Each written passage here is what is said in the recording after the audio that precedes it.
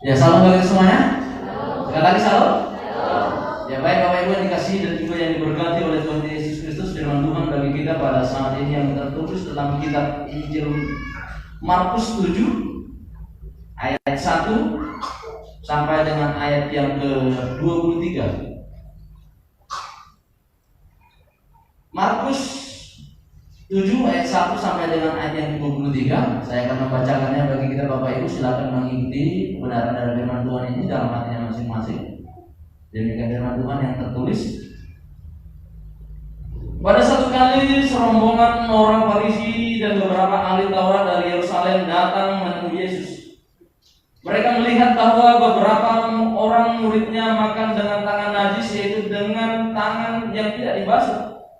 Sebab orang-orang Farisi seperti orang-orang Yahudi lainnya tidak makan kalau tidak melakukan pembasuhan tangan lebih dahulu, karena mereka berpegang pada adat istiadat nenek moyang mereka.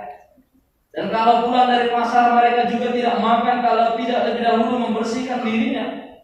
Banyak warisan lain yang mereka pegang, hujat, kesombongan, kebebalan.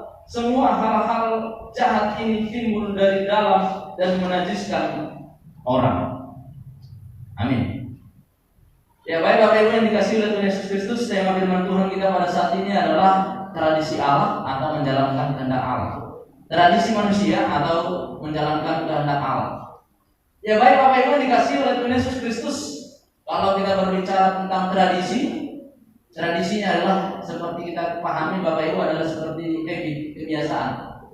Ya kan?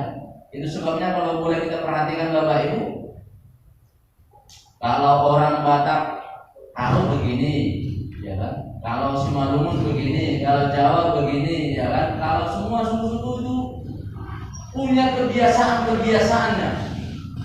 Nah, kebiasaan-kebiasaannya ini Bapak Ibu dikasih oleh Tuhan Yesus Kristus. Inilah yang biasa kita sebut namanya adat. Dan begitu, soalnya itu adat nak katanya. Begitulah adatnya. Nah, adat ini Bapak Ibu sifatnya merupakan hanya sebuah tradisi. Ya. Tradisi ataupun kebiasaan yang bisa berubah. Ya. Jadi tidak ada ukuran ataupun patokannya harus begini, kalau nggak begini salah gitu. Ya, salah, tapi bisa juga diperbaiki. Nah, Bapak Ibu dikasih oleh Tuhan Yesus Kristus, ya.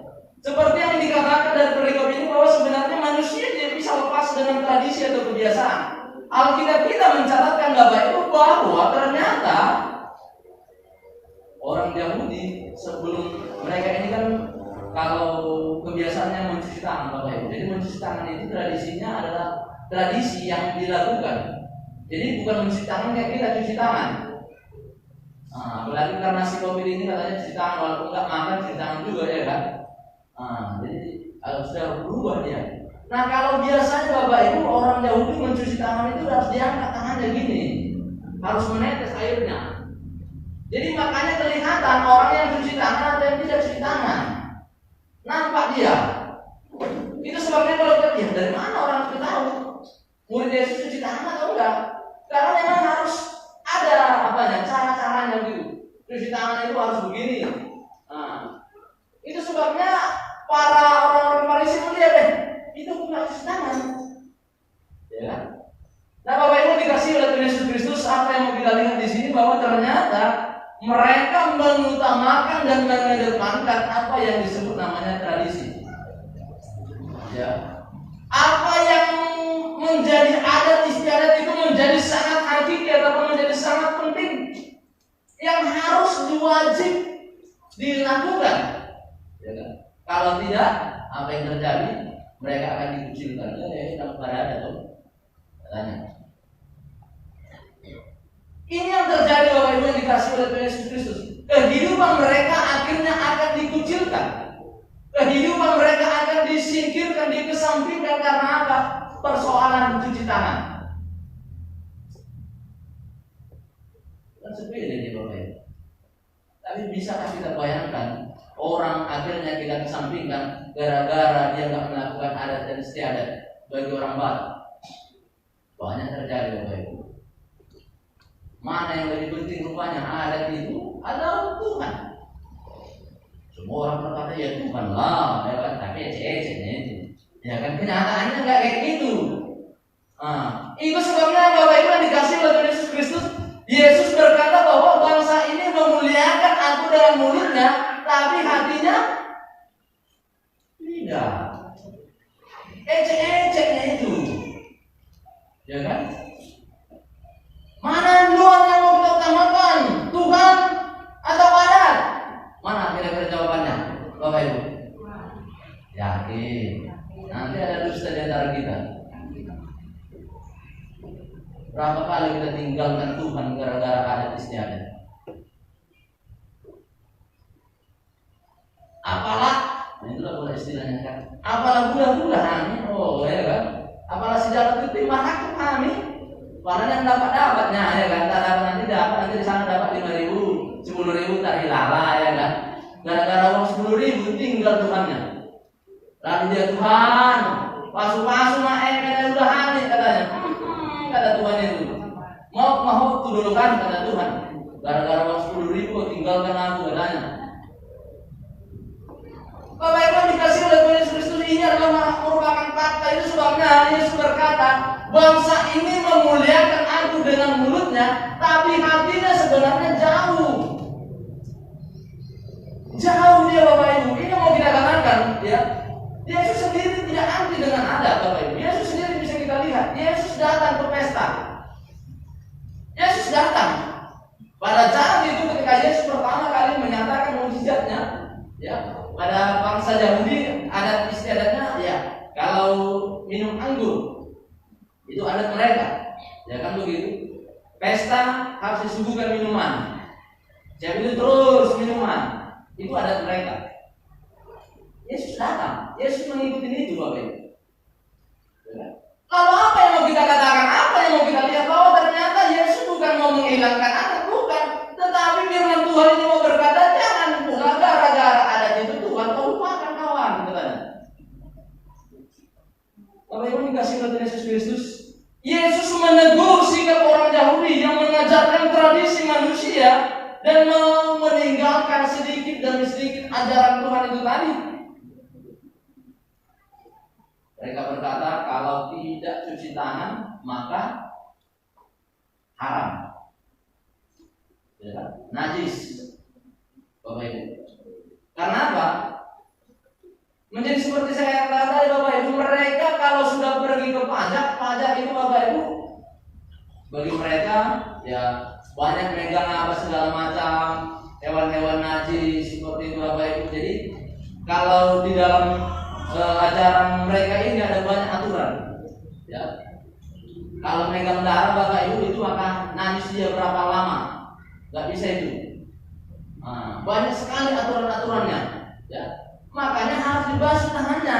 Karena apa? Kalau yang najis ini masuk, maka dia pun akan najis. Lalu apa yang dikatakan oleh Yesus Bapak Ibu? Bukan apa yang masuk ke dalam tubuhmu membuat kau jadi najis, bukan. Jika kau makan ini kau jadi najis, jadi nggak suci, jadi nggak bisa masuk surga. Bukan Bapak Ibu. Yesus berkata bukan itu yang membuat kau najis. Yang membuat kau najis adalah ketika apa yang keluar dari tubuhmu. Bukan yang masuk, yang keluar. Ketika kau makan, pergi ke WC, ya itulah yang najis. Yang dikeluarkan bukan yang dimasukkan. Jadi segala sesuatu yang kau makan itu adalah halal. Jadi stop, berhenti Bapak Ibu memulai menciptakan asumsi, wah ini halal, ini haram, ini halal, ini haram.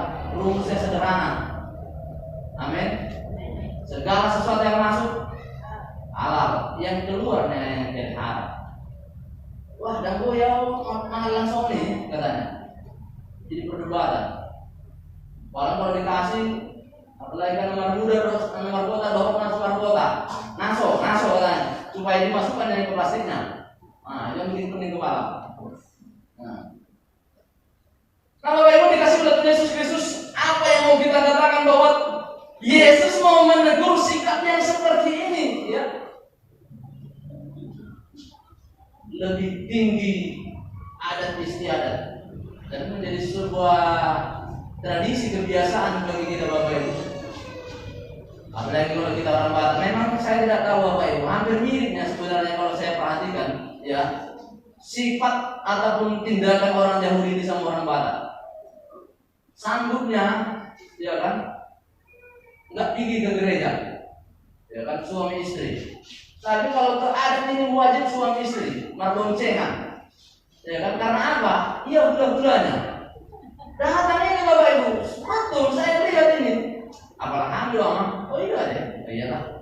Kalau orang ini pikir, nah, kalau masalah ke gereja, nanti mah ada sih katanya. Tapi kalau ada istiadat wajib. Lalu kalau cerita tentang surga maunya bilang bagaimana? Pengalah semua ini. Nah Bapak Ibu dikasih oleh Tuhan Yesus Kristus, inilah yang mau kita katakan bahwa konteks penjelasan yang dikatakan oleh Yesus membawa pada pengertian bahwa tangan yang dibasuh itu, bekas makanan-makanan itu tadi Bapak Ibu, ya, tidak membawa kenajisan selama itu tidak dimuntahkan, selama itu tidak dikeluarkan. Nah, ini dia Bapak Ibu dikasih oleh Tuhan Yesus Kristus. Jadi Yesus dengan jelas dalam konteks ini mengajarkan bahwa semua makanan itu adalah halal, ya. Dan semua yang kita makan itu adalah halal. Persoalan mau dan tak mau aja nih. Aku nggak suka, ya udah nggak suka, bukan persoalan halal dan haram itu bukan. Ya. Nah ini Bapak Ibu dikasih oleh Yesus Kristus. Jadi Bapak Ibu kenapa ini terjadi? Karena ketika kita perhatikan Bapak Ibu, ketika ini didengungkan terus antara halal dan haram ini banyak efeknya Bapak Ibu. Ya, efeknya apa? Kalau kita boleh lihat. Pada waktu itu berlatang beberapa tahun yang lalu, ramai-ramai dihembuskan ada produk makanan, ada kandungan babinya katanya, ya kan. Nah, jadi apa yang terjadi? Itu haram. Kalau haram apa yang terjadi? Di stop. Bapak Ibu bisa bayangkan kalau produk itu di stop, berapa yang diakibatkan masalah yang timbul, ya kan? Masalahnya apa? Karyawan masalah berhenti. Kalau mereka berhenti Bapak Ibu apa yang terjadi? Ya anaknya siapa yang masih makan? Kan begitu. Lalu kita Bapak Ibu mulai menciptakan, wah yang ini boleh, yang ini tidak boleh. Apa yang terjadi? Berapa banyak orang direpotkan gara-gara kita? Padahal itu tidak bermutu, itu tidak ada pengaruhnya sedikit pun. Ini kan tidak merepotkan ini. Wah, rambut yang nyaman, sono katanya kan, tipe sono dong katanya. Bapak Ibu dikasih oleh apa yang mau kita katakan dari sini, ini adalah bentuk charity, kepedulian kita, bahwa kita tidak merepotkan, kita tidak membebani orang di dalam kehidupan kita. Nah, sono nyaman katanya, ya betul sono, tapi kan akhirnya merepotkan orang. Gara-gara keinginan kita yang antara pantas dan tidak pantas, layak dan tidak layak, cocok ataupun tidak cocok. Nah untuk itu di sini Bapak Ibu dikasih oleh Tuhan Yesus Kristus, firman Tuhan ini dengan tegas mau mengatakan bahwa jangan menolak firman Allah dengan memakai ajaran manusia. Jangan menolak firman Allah itu dengan ajaran-ajaran manusia. Bahkan Bapak Ibu dikasih oleh Tuhan Yesus Kristus, banyak orang yang mau menambah-nambahi atau bahkan mengurangi firman Tuhan itu tadi. Kita mengatakan ini Bapak Ibu, jangan ditambah-tambahi firman Tuhan itu, jangan dikurang-kurangi. Kalau memang itu katanya masalah haram dan halal yang begitu katanya, ya udah ya itulah itu. Gak usah malah ditafsirkan, dibuat lagi yang lain-lain. Karena semakin kita tafsirkan, semakin kita menerimanya, makin payah kita, makin pening. Yang mana yang sebetulnya? Kan begitu.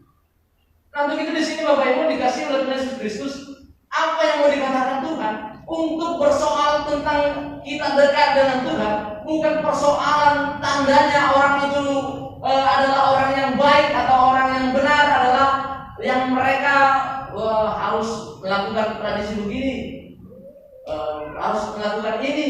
Ya. Alkitab mencatatkan Bapak Ibu melalui firman Tuhan kita di sini bahwa ternyata kemurnian hati itu adalah sebagai cerminan, ya, dan tingkah laku umat manusia setiap hari. Ya, Allah menghendaki itu. Ya, cerminan hati ataupun kemudian hatinya ya, bukan karena mengikuti ini, Bapak Ibu, bukan. Jadi saya mau mengatakan itu Bapak Ibu. Jadi berikut firman Tuhan kita ini Bapak Ibu dengan jelas mau mengajak kita bahwa bagaimana kita mau menyembah Tuhan itu yang benar itu seperti apa. Ya.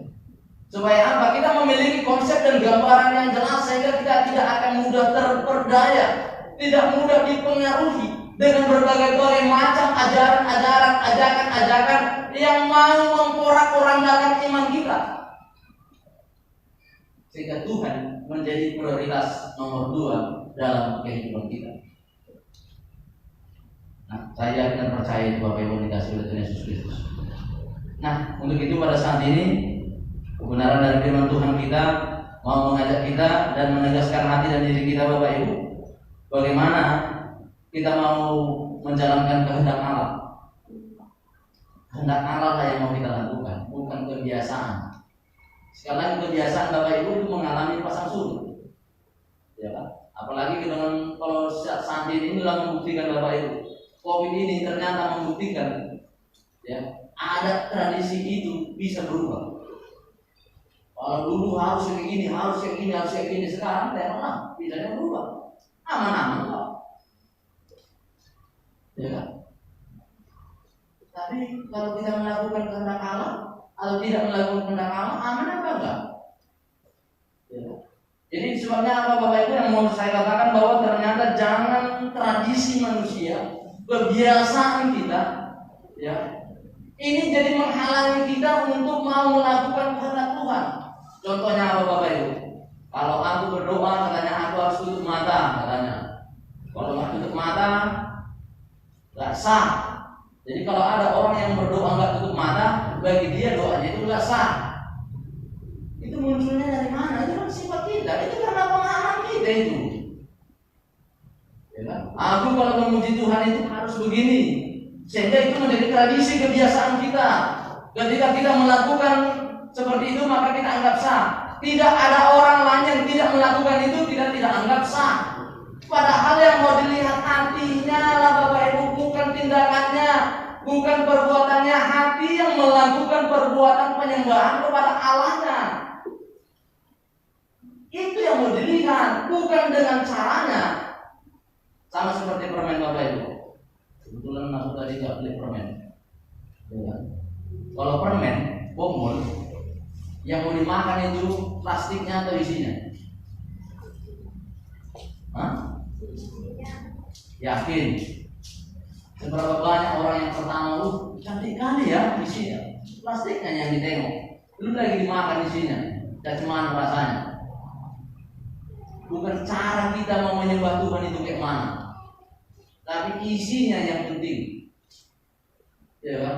Sama ini iseng-iseng saja Bapak Ibu, ada pendeta Sibolingga. Jadi dia bilang, Allah udahlah gak usah pakai amplop, kalau mau salamkan aja katanya. Bila salamkan pun nanti cuma 1.000 nya katanya, pakai amplop pula katanya. Nah, kalau langsung kan jelas katanya. Kelihatannya ini agak sedikit menggelitik Bapak Ibu, ya kan? Tapi apa yang mau dikatakan bahwa ternyata isinya yang penting, bukan amplopnya. Permen pun begitu Bapak Ibu, bukan bungkusnya. Kita perhatikan jual-jualan makanan ini, wah cantik kali bungkusnya, besar, isinya cuma 15. Apa yang mau dimakan bungkusnya? Dan demikian juga Bapak Ibu firman Tuhan pada saat ini. Tradisi-tradisi manusia yang mau menyembah Tuhan, kebiasaan-kebiasaan mau menyembah Tuhan. Saya mau mengharap dan yakin dan percaya bahwa kita tidak terpengaruh dengan kebiasaan, style, gaya yang dilakukan oleh orang lain untuk menyembah Tuhan itu. Hati kita mau menyembah Tuhan itu adalah kehendak Allah. Amin.